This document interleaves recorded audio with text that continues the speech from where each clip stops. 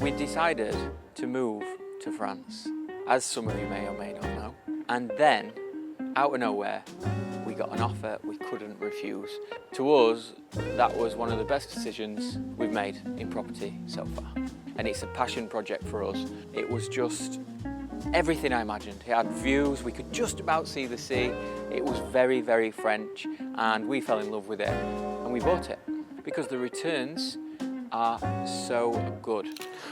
Bonjour everybody, and welcome back to another video. In today's video, I'm going to be discussing why I think it's a brilliant idea to invest in property on the French Riviera, and why I know that we've got what it takes to get it done successfully. I've been in construction now for over 20 years. Started out as a site joiner, then went on to carpet fitting, floor laying, ended up in commercial construction, and then ended up international.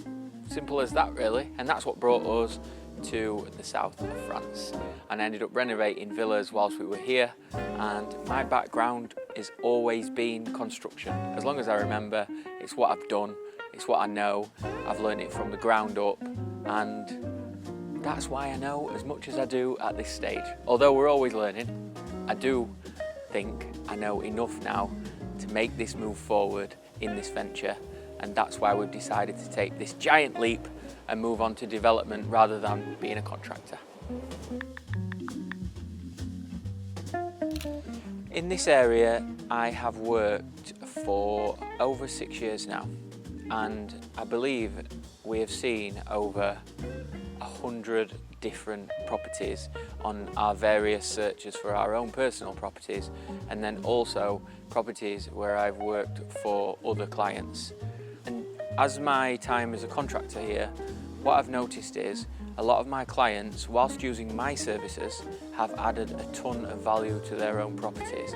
Some of them have gone on to sell them on, some of them have gone on to rent them out and make quite a lot of rent during the holiday seasons and things like that. I will get into one specific property later on in this video.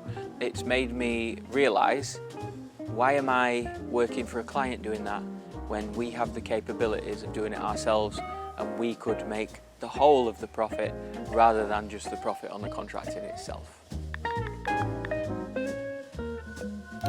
At the very beginning of our property journey in the UK, in our 20s, we bought our first project in Doncaster, and we bought a renovation project. We did that because we wanted to add value to the property. So our very first property was our first investment property. We bought it knowing we were going to have to gut everything out, back to its shell, start again, redo it all, and we added so much value to that property. This one was a real diamond in the rough for us. We renovated it ourselves, me, Fern's dad. We did literally everything ourselves, and we ended up making a good profit on that project. And that really got me thinking, wow, like we can actually buy a property, we can do a little bit of stuff to it, make it sellable, and we can make a profit. And that's exactly what we did with our first home. And that got me hooked on the fact that every single property that we buy from now on, we have to be able to add value.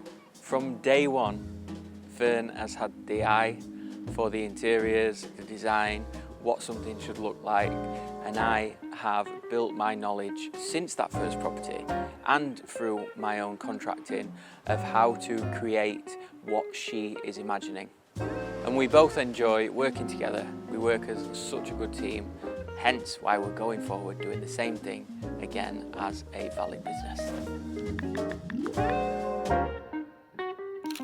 We decided to move to France, as some of you may or may not know. During my time as an international contractor, I needed to be near an airport. We came to France, we loved it, so we moved here.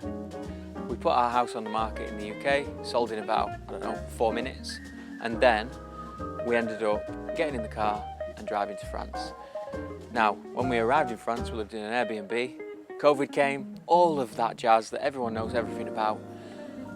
We found a house during that time, and it was a beautiful villa up in the hills, exactly what I imagined we were going to buy when we moved to France, basically. It had a pool, it was just everything I imagined. It had views, we could just about see the sea. It was very, very French, and we fell in love with it and we bought it.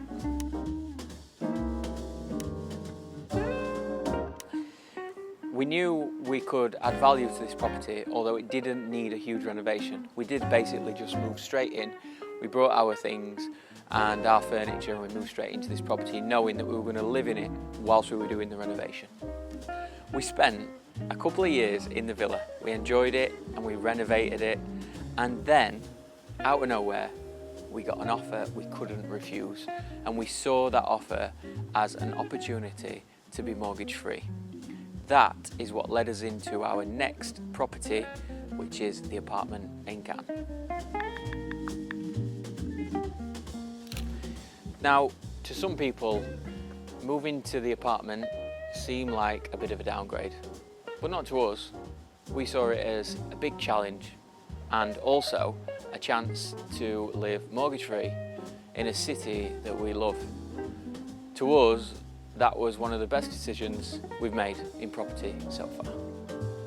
We believe that the apartment that we've bought is going to be worth quite a bit of money when we finished, and we will have added a lot of value to it. Now, the catch with that is we don't actually want to sell it. We love living here. We love living in Cannes. We love being where all the action is. We love being near the sea. It's great for Nancy's school. It's just a love, love, love, you know. There's no negatives to say about it. Why we're not selling Cannes and doing the same as what we've done before is because we love living here and we love the apartment, and it's a passion project for us. And I have absolutely no need or want to get rid of that apartment, which means we're stuck in our investment, but it's a good thing. It's not a bad thing. We love being in there, like I've said. Where do we go from here? How do we manage to do what we love and what we know we can do, investing in properties, flipping them, selling them, but also stay living in the apartment? And the only logical way to do that would be to turn investment and development into our career now. This is what we do. I'm no longer a contractor, I will be a property developer. Now, as a contractor, I have had mixed results in terms of profit margin on a project. I always know that in the end, the client is the winner, because the client will always add at least the value of the renovation work that we're carrying out for them onto the value of the property. Whereas me as the contractor, I've had varied profit margin, basically.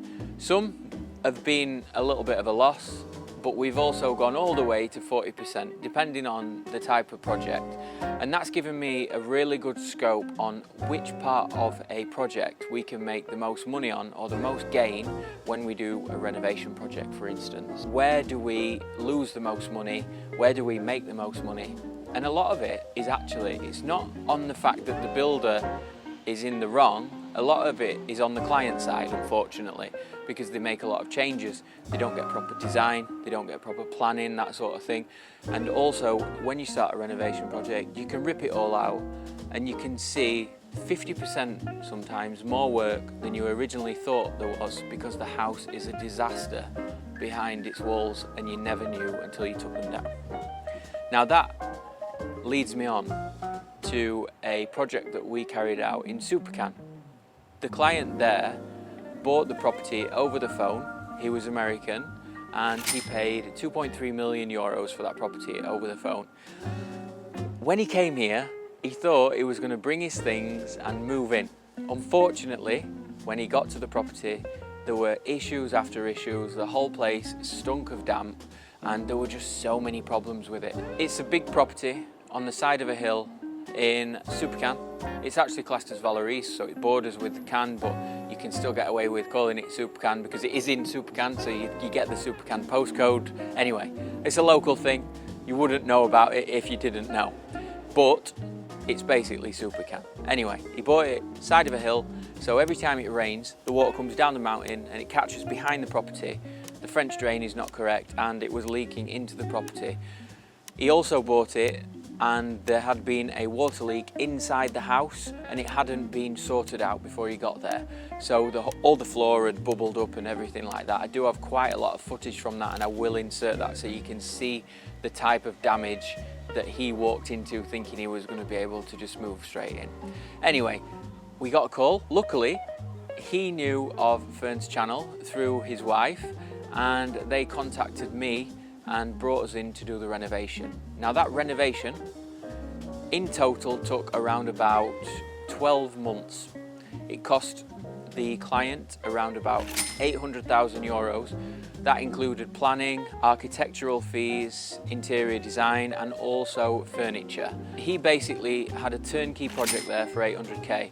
Bearing in mind this property was 340 square meters, so he paid 2.3 million for it. It was 340 square meters. That's roughly 6,700 euros per square meter. Then he spent 800,000 on it, 340 square meters, just over 2,000 euros a square meter. And the reason it cost that much is because we had to do a lot of work for the damp, things like that. Things that we're trying to avoid when we buy a property, we wouldn't have the same sort of issue. We all learned on that project, and when we priced the work originally, until we ripped those walls down, we had no idea what we were going to find. But on the plus side, that property has now been valued at around 4.5 million euros. That's over 12,000 euros per square meter. So if you go back to revisit the original figures, you've got 6,700 per square meter. You've got 2,000, say 200 per square meter. So you've got 9,000, and then you've got now over 12,000 euros per square meter. It's a no-brainer. If we did the renovation for cost, we could be earning the 18% on top of the actual 3,000 euros per square meter that he has earned as profit on that project. Another massive bonus on that property is because you can sell it as can. It's in Supercan. It is rented out during the summer period for up to 35,000 euros per week. Last year, the client made around about €250,000 euros from rental on that property. So the plan, the strategy for us from here is we find that first property. That is the number one goal, and we don't want it to be too big a project to start with. We want something that is a fast turnaround. We want it off the books within 9 months if possible. So that means we're going to be looking around about the 200 to 300 square meter mark for a property. We don't want the renovation to cost any more than 200 to 300,000. We don't want the property to cost more than 1.5 million ideally. And we are going to be working with investors going forward. We have been approached by a couple of people already who are interested in this type of project because the returns are so good. It's very difficult to get a return like this on anything else at this moment in time due to the current climate. Initially, we want to start with a flipper, and that's because that keeps cash rolling in. It means that we can take the profit from the project and then inject it back into the business and then just keep rolling that way. Hopefully, we renovate the projects to a nice standard and they fly off the shelves. People love what we do and we just keep rolling. What I am thinking is that we end up with more than 1 or 2 projects at any one time within that flip side of the business. Whilst we are flipping properties, we will, however, be looking for investment projects by the sea, preferably in Cannes because we know the market so well and it does benefit from the festival traffic and that sort of thing. The rental here is incredible. You may know that if you'd seen my earlier video. If we are offered or we do find any apartments in this area, then we will be looking at those and they will be more of a rental asset rather than a flipper. On the journey that we're on now, we have seen over 10 properties. We've seen a couple of apartments in Cannes, we've seen villas in various locations, and for me, the most positive that we've seen so far has been the villas that we saw last week in Valbonne. For me, I love the second one. I've actually booked a second viewing just to go and take another look, take some measurements so I can get the plans together and I can do a reconfiguration and see how that would work for us. Because when I'm renovating these projects, I don't just want them to be a nice renovation, I want them to have things that make them stand out from other properties on the market for that type of value.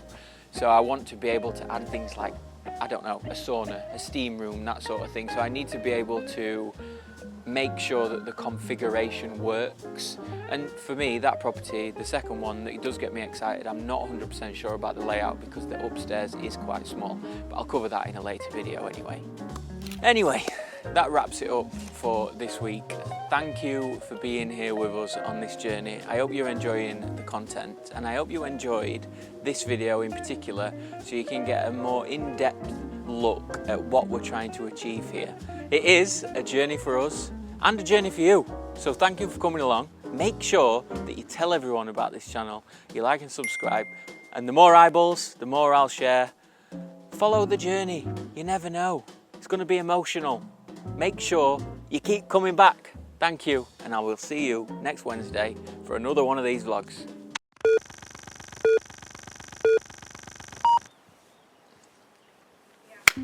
Good. Bonjour everybody, and welcome back for another video. In today's video, we're going to be discussing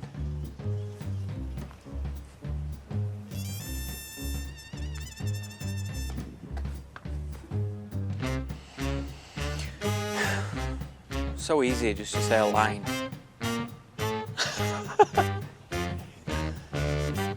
God, honestly. Bonjour everybody and welcome back to another video. In this week's video, I'm going to be discussing I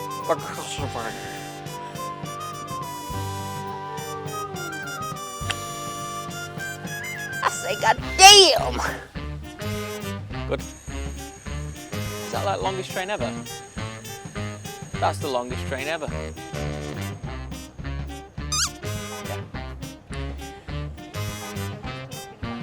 Yeah. Sorry. It was the word. I know, fuck off. Alright. Fuck with that.